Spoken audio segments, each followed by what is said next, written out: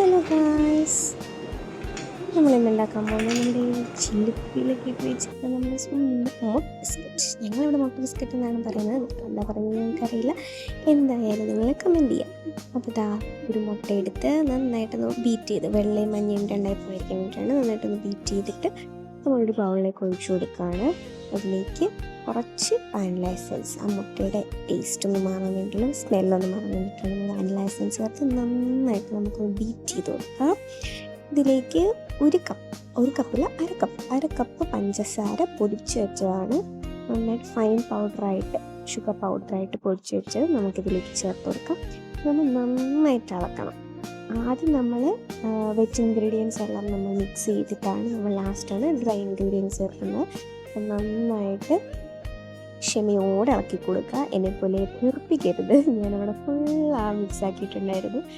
നന്നായിട്ട് മിക്സ് ചെയ്യുക. ഇനി നമുക്കിതിലേക്ക് സൺഫ്ലവർ ഓയിൽ ചേർക്കാം. ഇല്ലെങ്കിൽ നമുക്ക് സ്മെല്ലില്ലാത്ത കോക്കനട്ട് ഓയിൽ ചേർക്കാതിരിക്കുന്നതാണ്. കോക്കനട്ട് ഓയിലിന് സ്മെല്ല് വരും. സ്മെല്ലില്ലാത്ത ഓയിൽ ചേർക്കുക.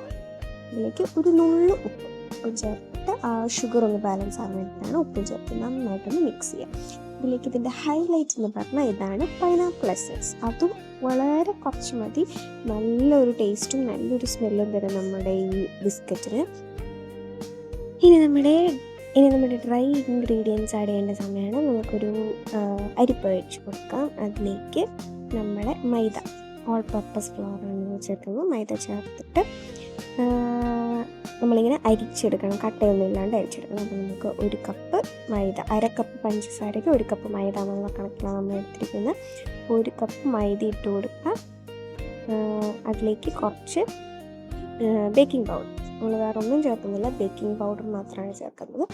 ബേക്കിംഗ് പൗഡറും കൂടെ ചേർത്ത് നന്നായിട്ട് ഇങ്ങനെ തട്ടി കട്ടകളൊന്നും ഇല്ലാതെ നന്നായിട്ട് ചേർത്ത് കൊടുക്കാം.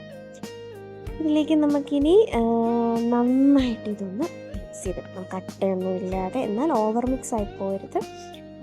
ഒരേ ഡയറക്ഷനിൽ തന്നെ ഇളക്കാൻ ശ്രദ്ധിക്കുക. നന്നായിട്ട് മിക്സ് ചെയ്ത് കൊടുക്കുക. കേക്കിനേക്കാൾ കുറച്ചുകൂടെ തിക്കായിട്ടുള്ളൊരു ബാറ്ററാണ് നമ്മൾ ഉദ്ദേശിക്കുന്നത്.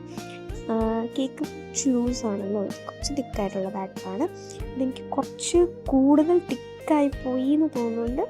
നമുക്ക് കുറച്ച് പാൽ, 1-2 ടേബിൾ സ്പൂൺ പാലും കൂടെ ചേർത്തിട്ട് നമുക്ക് മിക്സ് ചെയ്ത് കൊടുക്കാം. എൻ്റെ കുറച്ച് മാവൊന്ന് തിക്കായിരുന്നു, അപ്പം ഞാൻ കുറച്ച് പാൽ ചേർത്തിട്ട് ഒന്ന് മിക്സ് ചെയ്തെടുക്കുന്നു.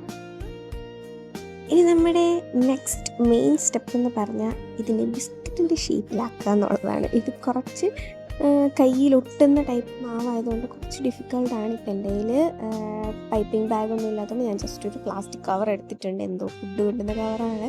അതിലേക്ക് നമ്മൾ ഈ ബാറ്റർ ഇട്ട് കൊടുക്കാൻ. എന്നിട്ട് അതിൻ്റെ സൈഡ് ചെറുതായിട്ട് വളരെ ചെറിയ സൈസിലൊന്ന് കട്ട് ചെയ്തിട്ട് നമുക്ക് നമ്മൾ ബേക്ക് ചെയ്യാൻ വെക്കുന്ന പാത്രത്തിലേക്ക് നമുക്ക് ബിസ്ക്കറ്റിൻ്റെ ഷേപ്പൊന്നും കിട്ടത്തില്ല. നമുക്ക് ചെറിയ കുറച്ച് മാവ് വെച്ചിട്ട് നമുക്ക് കൈ കൊണ്ടൊന്ന് ഷേപ്പ് ചെയ്ത് കൊടുക്കാം. കയ്യിലൊട്ടാതിരിക്കാൻ വേണ്ടി കൈ ജസ്റ്റ് ഒന്ന് വെള്ളത്തിൽ മുക്കിയിട്ട് നമുക്ക് പൊക്കത്തിനെ തട്ടിക്കൊടുത്താൽ കയ്യെ ഒട്ടാതെ നമുക്ക് ആ ഒരു ഷേപ്പ് ഒന്ന് റെഡിയാക്കി എടുക്കാൻ പറ്റും. അതുപോലെ നമുക്ക് ഇത് ഫുള്ള് ചെയ്തെടുക്കാം. ഇനി നമുക്കിത് ഒന്നും ചെയ്യാനില്ല, നേരെ ഓവനിൽ വെക്കുക, ബേക്ക് ചെയ്തെടുക്കാം. എൻ്റെ ഓവൻ്റെ ടെമ്പറേച്ചർ എനിക്കറിയാൻ പാടില്ലാത്തതുകൊണ്ടാണ് ഞാൻ പറഞ്ഞു തരാത്തത്. ജസ്റ്റ് ഒരു 5 മിനിറ്റ്സാണ് വെച്ചിരിക്കുന്നത്. നല്ല ക്രിസ്പി ആയിട്ടുണ്ട്.